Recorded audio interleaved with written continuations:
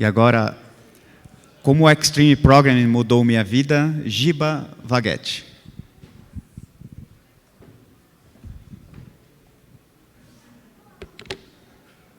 Boa tarde, pessoal. Quem aqui já esteve no ambiente onde se utilizava Scrum, se implementava Scrum, mas as coisas não saíam como esperado? Não dava o resultado que a gente gostaria? Levanta a mão aí. É muito comum, né? Eu já tive numa situação como essa, e era basicamente o que o Martin Fowler chama de Scrum flácido, onde pode existir os eventos de Scrum, artefatos, os papéis, mas não se entende o real motivo dessas coisas e elas acabam não funcionando por causa disso, né? Muito relacionado ao que o Rafa falou no keynote dele de práticas que não davam mais sustentação, não funcionavam mais conforme a empresa ia escalando, mas isso pode acontecer em qualquer tamanho de empresa, certo?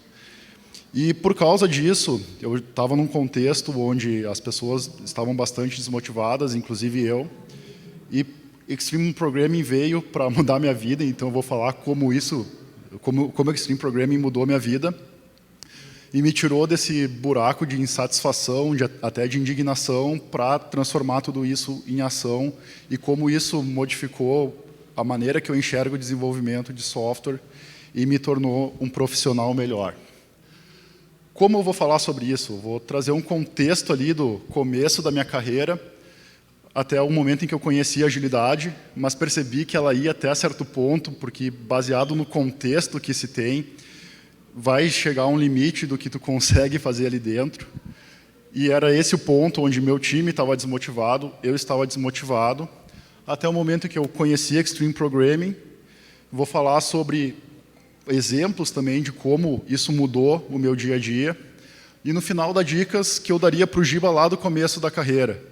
E se vocês saírem com algum pensamento que faça vocês refletirem sobre isso, eu já vou ter ganhado o meu dia. Me apresentando então, sou um homem branco, calvo, cabelo castanho, estou usando uma camisa de flanela azul e branca, xadrez, uma calça marrom, um sapato marrom também, e trabalho como consultor de desenvolvimento líder na ThoughtWorks hoje em dia. Não vamos falar tanto sobre mim, que a gente já vai falar bastante aqui. Então, como começou a minha carreira? Eu sou um engenheiro eletricista, comecei a estagiar ainda quando estava estudando, e caí por acaso numa empresa que trabalhava com desenvolvimento de software, né? Fabricava equipamentos físicos de áudio, mas eu trabalhava como programador. Do que eu aprendi na faculdade e do contexto que eu estava, eu não tinha muito conhecimento de projetos. E melhoria contínua não era algo que fazia parte do meu vocabulário dessa forma, mas eu focava muito em automatizar processos para que eu conseguisse fazer coisas mais interessantes do que trabalho braçal, que existia bastante. E eu tentava ir atrás de boas práticas para melhorar como eu codificava, para buscar formas diferentes de fazer as coisas que eu fazia, e estudava de maneira meio desordenada sobre isso, trazia propostas, mas na maior parte das vezes eu era barrado por um pensamento de em time que está ganhando não se mexe. E essa frase está na tela aqui, eu botei um X na frente porque eu não penso assim, não pensava assim. E se vocês já receberam essa resposta no trabalho, eu sinto muito. E foi justamente o que eu escutei uma vez, que eu sugeri uma ferramenta diferente da que a gente utilizava para resolver um problema, controle de versão de código, e listei todas as vantagens que a gente teria com aquilo. E me perguntaram, tá, mas não funciona como está a ferramenta que a gente tem hoje? Sim, mas, não, o time que está ganhando não se mexe, vamos fazer isso. A ferramenta até foi utilizada no futuro, entretanto, naquele momento em que eu propus, eu me senti até pouco apreciado pelo trabalho que eu tive de buscar uma ferramenta que ia reduzir muito as nossas dores e me deram uma resposta simplesmente como essa. E eu cheguei, então, depois disso, num contexto onde se utilizava Scrum, existiam diversos times trabalhando no mesmo produto, todos utilizando Scrum. E eu achei sensacional algumas coisas. Tu ter um planejamento de curto prazo ali, que tu tinha a visibilidade do que tinha que ser feito, ou retrospectivas de sprint, onde a cada mês o time parava para analisar o que estava fazendo, verificar o que estava dando certo ou não e propor melhorias. Era justamente o que eu sentia falta anteriormente. Mas acabei percebendo que a agilidade ali ia até certo ponto, porque apesar de a gente utilizar Scrum, a gente tinha diversos problemas relacionados a isso. Por quê? Pensem em sprint reviews e daily scrums, que eram simplesmente um relatório de status. Não é nada do que o Scrum Guide diz que é a motivação desses eventos, certo? Ou em questão de planejamento, objetivos eram pouco claros, as pessoas não conheciam eles, às vezes até inexistentes, ou planos detalhados demais que as pessoas não conseguiam tirar um sentido daquilo para fazer o trabalho delas no dia a dia.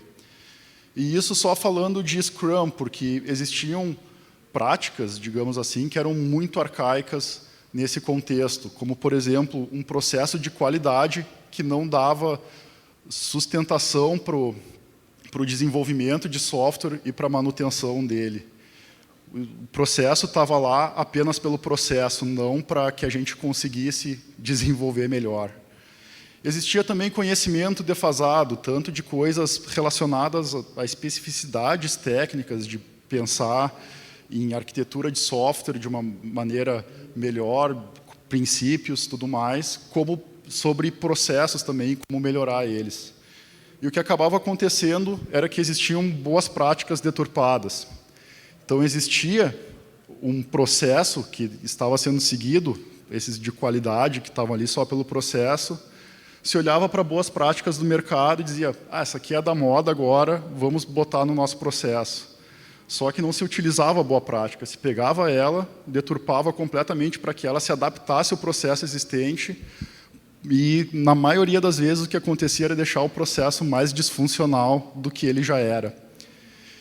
E isso, junto com um pouco ali da positividade tóxica que a Rosana trouxe na palestra dela, levava a um ambiente de muita desmotivação, porque os processos que a gente tinha não faziam com que a gente conseguisse entregar valor da maneira que a gente gostaria.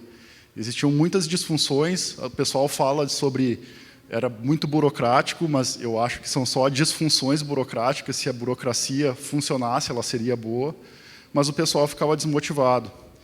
Eu tentava continuar estudando para fazer o meu melhor sobre Scrum, sobre coisas técnicas relacionadas à programação, e dizia que eu vou ser o melhor profissional que eu consigo ser, mas olhava para o contexto e dizia, bom, se as pessoas não querem fazer o melhor delas, talvez seja assim mesmo, mas eu vou fazer o meu melhor. E o que acabava acontecendo é que isso me desmotivava muito também. Mas isso mudou no momento em que eu conheci Extreme Programming mais a fundo. Antes de aprofundar meu conhecimento sobre, sabia que Extreme Programming existia, mas eu não fazia ideia do que se tratava de fato, né? Era uma coisa meio mística até. Extreme Programming, eu sabia de Test First, sabia de Pair Programming, algumas práticas eu conhecia, mas Extreme Programming era algo meio místico mesmo. E eu comecei a me aprofundar nisso quando eu fui numa outra conferência aqui em Porto Alegre, o TDC, em 2018. E vendo as palestras lá, se falava muito sobre práticas, né? Então, como fazer pair programming funcionar de fato, porque as pessoas faziam isso no meu time, mas pair programming era a pessoa mais experiente do time, fazendo as coisas e do lado só olhando. Não funcionava da maneira correta, certo? E o que eu percebi foi que a gente tinha um framework completamente genérico, como Scrum, para guiar o nosso dia a dia do trabalho. E não funciona, porque Scrum não nos diz como fazer as coisas. E eu percebi que práticas nos faltavam. E a partir disso, eu resolvi criar um experimento. Então, teve uma sessão sobre Mob Programming, que é uma evolução, entre aspas, de Pair Programming, onde tu tem um grupo de pessoas e o papel da pessoa que está codificando é rotacionado entre todo mundo. Esse meu experimento ele consistia na sprint planning que a gente tinha e o problema das pessoas estarem desengajadas nessa reunião e logo após a sprint planning, no próximo dia, chegar as pessoas e perguntarem, tá, mas o que mesmo a gente tem que fazer nesse backlog item aqui? Então a gente passava um dia inteiro numa sala discutindo o plano para no dia seguinte ninguém saber o que tinha que ser feito. E eu sugeri de a gente fazer uma mob meeting, porque antes era o PO dizendo o que tinha que fazer, o Giba como Scrum Master colocando as coisas no nosso sistema de controle de projeto, e as pessoas no celular, conversando. Então, eu propus de a gente rotacionar a pessoa que estava facilitando essa reunião, tanto de fazer perguntas como de colocar as coisas no sistema. E isso gerou um engajamento enorme durante a reunião. As pessoas estavam gostando de participar dessa reunião, que anteriormente elas estavam lá só de corpo presente. E acabou também essa questão de pouco entendimento do nosso plano. Claro que ainda existia, isso aí não vai mudar de uma hora para outra, mas era muito menos do que a gente tinha anteriormente. E com o resultado desse experimento que eu resolvi fazer com o time, eu comecei a refletir muito sobre as práticas que a gente utilizava. Então, a gente costumava olhar para boas práticas na nossa organização. Só que muitas vezes, nessa questão de a gente pegar a prática e trocar ela para se adaptar ao nosso processo, é que me diziam, essa boa prática aí pode funcionar na empresa X lá, que é diferentona. Para nós o contexto é diferente, não é bem assim. E pode funcionar numa empresa pequena, mas para nós é diferente. A gente tem 4 times aqui trabalhando no mesmo produto. E isso me incomodava muito, porque a gente não estava, de fato, mudando para conseguir melhorar, né? A gente só estava deixando os nossos processos cada vez mais disfuncionais do que eles já eram, né? Mais burocráticos, entre aspas, mas, na verdade, a gente só estava trazendo disfuncionalidades da burocracia aqui.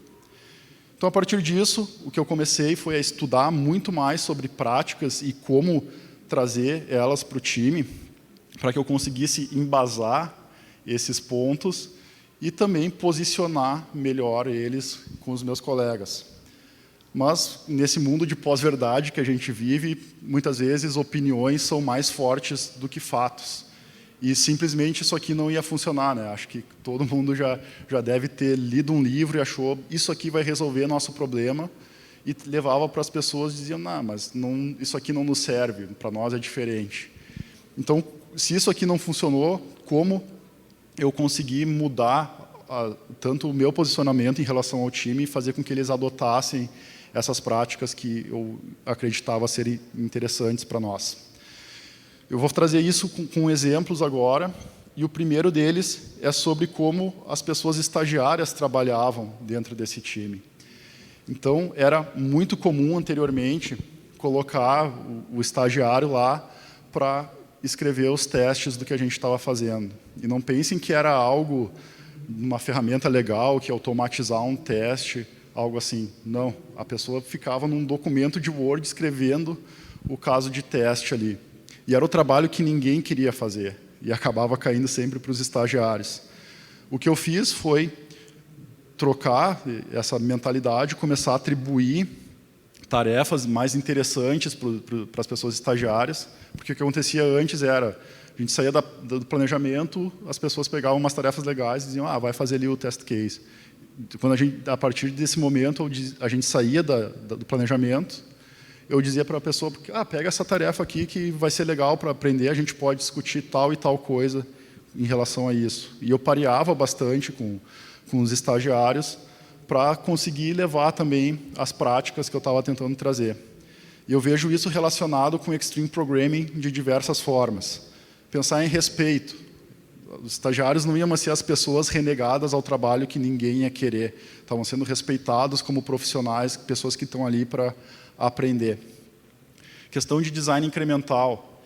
Isso era uma dor enorme que eu tinha, que as pessoas tratavam de um design gigantesco baseado em suposições, e eu queria que a gente conseguisse fazer as coisas incremental e iterativamente.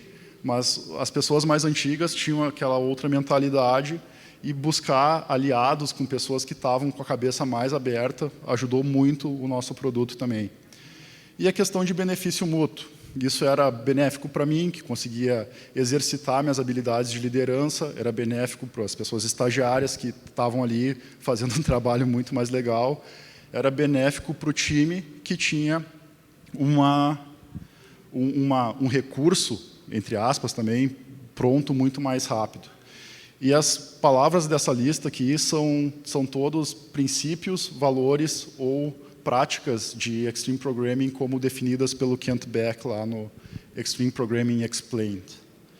Um outro exemplo é de como os hábitos foram sendo formados. Então, quando eu ia parear com um dos meus colegas, a gente criava um design bem de alto nível para o que a gente queria fazer, aí essa pessoa ia colocar a mão no código, mas esquecia de fazer testes para ele. E eu estava tentando trazer TDD, Test Driven Development, para o time, e eu dizia, cara, quem sabe a gente não utiliza essa prática aqui. Bah, beleza, vamos utilizar. E a gente ia conversando sobre como utilizar essa prática. Não era um negócio que eu dizia, vamos usar Extreme TDD, porque isso aí é o melhor. Não, estava trocando uma ideia com a pessoa. O engraçado é que essa pessoa, quando ia codificar sozinha, ela dizia que ia botar a mão no código e vinha minha voz na cabeça dela perguntando, e o teste? E ela começou, então, a utilizar a TDD, fez disso um hábito para ela também. Esse foi o maior aprendizado que eu tive com o Extreme Programming, que é a questão de redução de ciclos de feedback. Caso os ciclos de feedback sejam longos demais, tu vai ter retrabalho em relação a entender que algo está errado lá no futuro. E era muito comum as pessoas irem codificar, escreverem o teste apenas para aquilo que elas estavam fazendo, rodar esses testes, mandar para um servidor central e pedir para uma pessoa revisar isso. Os testes, ou toda a suite de testes era executada no servidor central, lá na nossa pipeline, e algum teste não relacionado, ou que a pessoa pensava não estar relacionado às alterações que ela fez, podia falhar. O que eu fiz foi automatizar na máquina da pessoa, para cada modificação que existisse no código, para rodar todos os testes. Veio um colega meu reclamar disso, né? Bah, mas toda vez que eu faço uma alteração, vai rodar todos os testes, tu não acha que é demais? A gente discutiu os prós e contras e decidiu que não ia ser a cada modificação, mas antes de enviar para o servidor central, todos os testes seriam executados, e isso fez com que a gente conseguisse identificar esses erros muito antes e não ter retrabalho, tanto de codificação quanto de revisão de código. Não era o que eu acreditava ser o melhor, mas a gente já estava num estágio muito melhor do que o que a gente tinha anteriormente. E pensando nesses exemplos todos, assim, o que eu aprendi de fato com Extreme Programming é que valores são importantes. Scrum define valores, mas a gente tem que ter práticas que deem sustentação para esses valores que a gente quer e a gente consiga viver os nossos valores no dia a dia fazendo o nosso trabalho. De nada adianta eu ter um ou ter outro, ou ter os dois e os dois não estarem alinhados para a gente atingir os nossos objetivos. E o que eu diria de dica para o Giba lá do passado em relação ao conhecimento que eu tenho hoje? A primeira questão é que existem boas práticas. A gente tem que olhar para elas, tentar aplicá-las no nosso contexto, para que a gente faça as coisas de uma forma melhor. A gente pode modificar elas, descartar se elas não nos servirem, mas as boas práticas estão lá. E da mesma forma como existem coisas que funcionam quase sempre, também existem coisas que funcionam quase nunca. Essas aqui são as piorias que o Caco citou, né? Então, se não está funcionando, a gente tem que deixar isso de lado o mais cedo possível. Um outro ponto é a questão de criar o hábito de utilizar essas boas práticas. Não adianta a gente conhecer elas e não botar a prática em prática. É como o Kent Beck mesmo fala, eu não sou um ótimo programador, eu sou apenas um programador bom com ótimos hábitos. Eu acredito que excelência técnica é algo que a gente tem que ter como objetivo, tanto pessoalmente quanto para o contexto onde a gente está. Porque, caso o ambiente não tenha isso como objetivo, certamente não existirá excelência técnica e isso vai limitar o quanto a gente consegue evoluir como profissionais.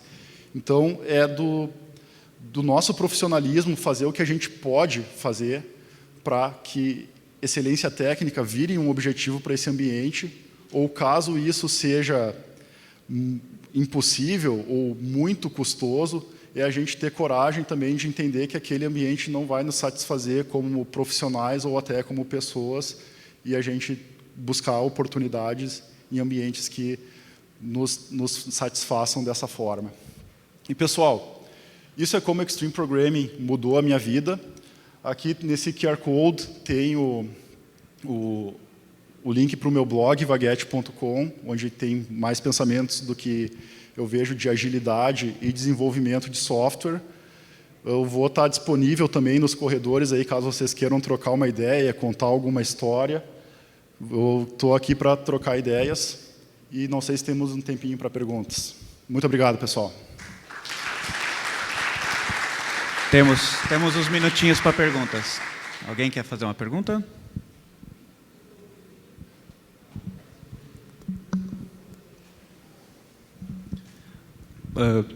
Muito bom, gostei, me identifiquei em vários momentos ali. Uma pergunta, Marcelo, né? Sou Marcelo. Ali, quando tu falou sobre que tu pensou de tirar os testes, né, da pipeline e trazer para o teu desenvolvedor, assim, como é que foi o relato da experiência dele ter que fazer o teste dele na máquina dele e submeter? Porque hoje, eu no meu cenário, por exemplo, já tentei aderir isso e, cara, não tive sucesso. Daí o que acabou acontecendo foi que isso foi adequado à pipeline e a pipeline faz todos os testes. E a reclamação atualmente é, cara, eu tenho todos os testes que rodam na pipeline, sendo que eu já faço eles locais. Só que daí, por se tratar de um número gigante de desenvolvedores, a gente aderiu isso e é isso, sabe? Mas como é que foi assim, a experiência? Como é que vocês chegaram a... Cara, é assim que a gente vai fazer? Como funcionou? Certo. Um dos princípios ali por trás de Extreme Programming também é backup. Não é justamente esse nome, mas tu tem que criar formas de que se uma coisa falhar, a outra coisa não vai deixar ir adiante. Então, rodar os testes localmente vai fazer com que tu consiga diminuir o ciclo de feedback. Mas caso o programador ali der um skip nos testes, quando for criar o commit, quando for fazer o push, que pode acontecer, sei lá, não configurou os hooks corretos no Git, isso vai ser pego depois. Então, o principal motivo de trazer esses testes para a máquina do desenvolvedor era diminuir o ciclo de feedback. E rodar na pipeline é para que a gente consiga ter sempre os testes ali, caso a gente queira rodar novamente a pipeline, alguma coisa desse tipo. Então, é identificar qual é o valor de cada coisa, cada prática que tu está utilizando e discutir a partir disso, né? E não necessariamente tu vai conseguir fazer as coisas da melhor maneira que tu imagina, mas discutindo prós e contras e as opções que tu tem, é muito fácil de chegar num acordo sobre o que tem que ser feito. Não era um consenso, porque eu continuo acreditando que a gente estava demorando demais no nosso feedback sem os testes a cada commit. Mas um acordo é muito fácil de chegar. Obrigado, pessoal. Obrigado, Giba. Obrigado. Lembrando que ele está no Mentoring Corner também.